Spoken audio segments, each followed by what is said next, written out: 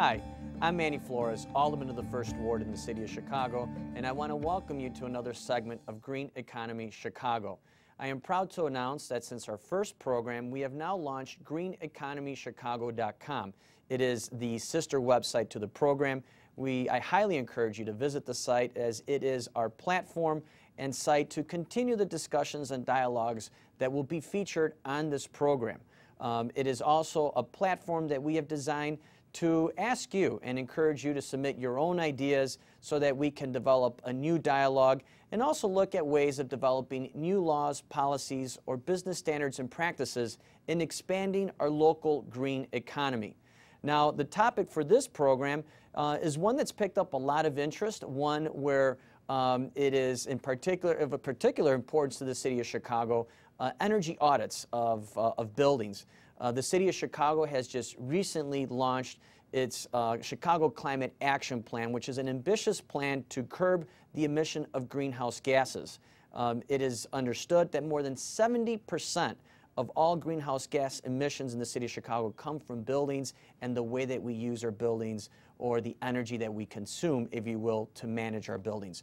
So today, joining us in Green Economy Chicago, we have 4 individuals, people who've been working on the topic of energy audits. We have Mr. Peter Locke, who is the Managing Director of Terralock Sustainability Consultants in Chicago. Peter, welcome to the program. Welcome. Thank you. We also have Mr. John Porterfield, a home energy auditor and founder of Easing Incorporated in Chicago. John, also welcome to the program. Thank you so much for being here. Thank you. We are also joined by Becky Stanfield, who is a senior energy advocate for the Organization of Natural Resources Defense Council. Becky, also welcome to the program. And last but not least, Willis Mann from the Delta Institute, and he is the director of the Green Business Development Center. Willis, thank you also so much for being on the program. So you heard my brief intro. greeneconomychicago.com, the website, and as you know, since we've launched greeneconomychicago.com, there have been a lot of discussions. There's been a thread that has been developed on the topic of energy audits. John, tell us a little bit, for those who are watching the program right now, what's an energy audit and how is that associated with the use of buildings and even home construction? Well, simply put, the energy audit is an assessment of the energy saving potential in your house. And, you know, it's basically, from the auditor's point of view, is going to involve testing, and from the homeowners, testing, analysis, and communication, a report. We usually, on the test side, are providing, you know, the utility analysis, a blower door test, some perhaps duct leakage test, equipment testing for performance, evaluate the ventilation, so the number of different aspects that go into this, different systems in the building. Now, does it vary for the type of building that you may have? I know I briefly mentioned residential. What about commercial, manufacturing, the different types of buildings that you would have? There are different approaches that are required for different scales of building. The nice thing about it is that all buildings are made of bricks and common materials. They're all inhabited by people. And most of the systems like ventilation, lighting, and whatnot are present in all buildings. So there are a lot more commonalities than there are differences. Very good. Now, Peter, you know, the title of this program, Economy, it's part of the program, the title of the program, Green Economy Chicago. How is that, energy audits, how is that associated with impacting our local economy? If at all? Absolutely. There are a number of ways in which this process of doing an energy audit could affect the economy. So first and foremost, you're going to send an auditor out to a home or to a commercial building, and they're going to perform an energy audit. So right now that market is very small, and so with potential ordinance or resolution requiring it, there's a new demand for that market. Hopefully, after an individual or an organization receives that audit and sees all the things that they can do to make their building more energy efficient, they'll actually go out and get that work done. So by hiring installation installers, by hiring window installers, by hiring individuals that might install renewable energy systems, that obviously drives the market for labor as well. We can take a couple more steps at saying, well, if I'm installing new windows, I'm installing new installation, well, obviously we need those products. And then you can take it to that maybe final step that says, I now have more disposable income in my pocket because my building is more energy efficient.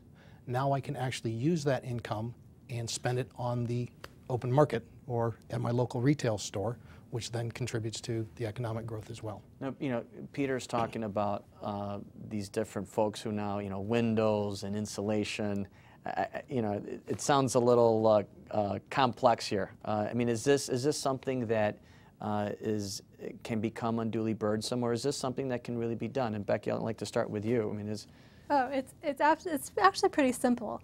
When we spend our energy dollars on energy-saving technologies, for every kilowatt hour we save, or for every dollar we spend saving kilowatt hours, we can put $3.50 in our pocket. So, in other words, we're avoiding paying 3.5 times more for generating power and buying power on the market. So, again, like Peter was saying, there are 3 ways that this works on our economy. The first way is by directly employing people like John, who will come out and audit your house or come out and install the measures. And the second way is by employing people to make those windows and make that insulation. And that's happening right here in Chicago. You see it with the Sirius Windows factory that just recently reopened and created more than 100 jobs in Chicago. And that would not be happening if not for the stimulus money that's going into energy efficiency.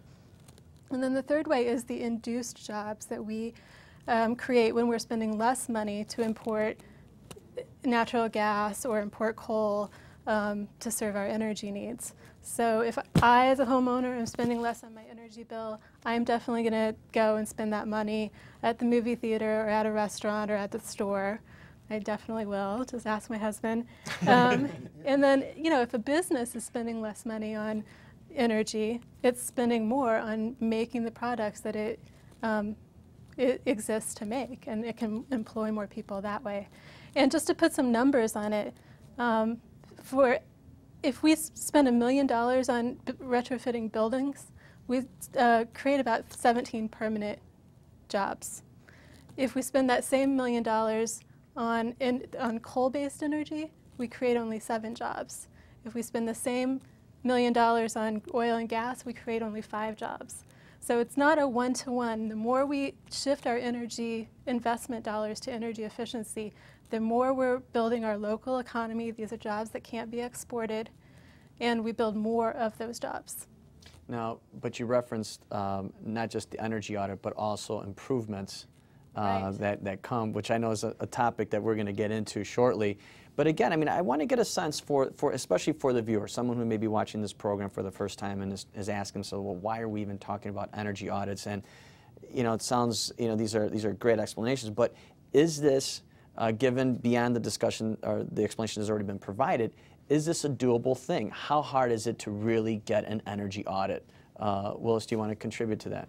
I mean, I think it's pretty easy to get an energy audit. You call John or someone else, but John, because we like him and he's here, and he can sort you out in a couple of hours.